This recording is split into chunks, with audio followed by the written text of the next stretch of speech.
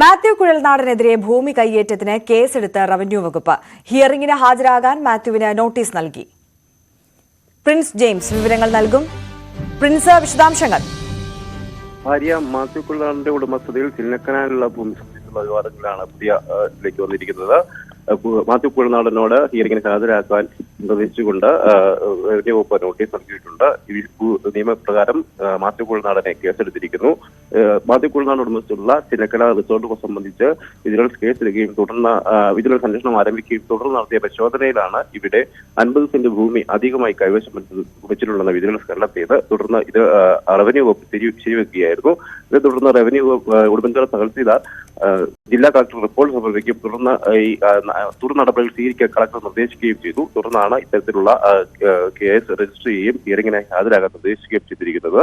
എന്തായാലും Mathew കുഴൽനാടന്റെ ഉടമസ്ഥതയിൽ ചിന്നക്കനാലിൽ 3 ആധാരങ്ങളിലായി 1 acre 23 saint ഭൂമിയാണ് ഉള്ളത്. എന്നാൽ ഈ ആധാരത്തിലുള്ളതിനേക്കാൾ കൂടുതലായി 50 സെന്റോളം ഭൂമി ഉണ്ടെന്നാണ് റവന്യൂ വകുപ്പിന്റെയും വിജിലൻസിന്റെയും കണ്ടെത്തൽ. ഈ ഭൂമിയുടെ ആകെയുള്ള ഭൂമിയുടെ 2 ഭാഗങ്ങളിലായി 25 സെന്റോളം ഭൂമി വീതമുള്ള ആകെ 50 സെന്റ് ഭൂമി സർക്കാർ ഭൂമി കയ്യേറിയിട്ടുണ്ടെന്നാണ് കണ്ടെത്തിയിരിക്കുന്നത്.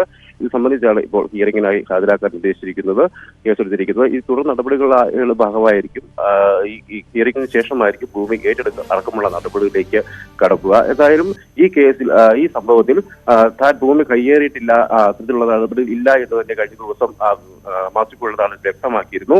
അതായത് ഭൂമി സുഹൃത്തിന്റെ പക്കൽ നിന്നാണ് വാങ്ങിയത്. അന്ന് ഭൂമി അളവ് തിരിച്ചിരുന്നില്ല. ഭൂമിയുടെ നിജസ്ഥിതി സർട്ടിഫിക്കറ്റ് അടക്കം അന്ന് എടുക്കുകയും രജിസ്ട്രേഷൻ നടപടികൾ സ്വീകരിക്കുകയും ചെയ്തിരുന്നു. ഹൈറേഞ്ചിലെ ഭൂമിയുടെ കിടപ്പിന് ആനുപാതികമായി ചിലപ്പോൾ ഇരു ഭാഗങ്ങളിലുമൊക്കെയായി അധിക ഭൂമി ഉണ്ടായിരിക്കാമെന്ന് അടക്കമുള്ള നിലപാടാണ് അന്ന് മാത്യു കുഴൽനാടൻ എടുത്തത്. ഒപ്പം ഈ പ്രദേശത്ത് അനാവശ്യ നിർമ്മാണങ്ങളോ നിർമ്മിതികളോ ഒന്നും നടത്തിയിട്ടില്ല എന്നും ഈ ഇതോടെയുള്ള കെട്ടിടത്തിനെ ബലപ്പെടുത്തുന്നതിനായി ഒരു മതിൽ നിർമ്മിക്കുക മാത്രമാണ് ചെയ്തിരുന്നത് അടക്കമുള്ള കാര്യങ്ങൾ കഴിഞ്ഞ ദിവസം മാത്യു കുഴൽനാടൻ വ്യക്തമാക്കിയിരുന്നു. ശരി, പ്രിൻസ് ജെയിംസ് ആണ് വിശദാംശങ്ങൾ നൽകിയത്.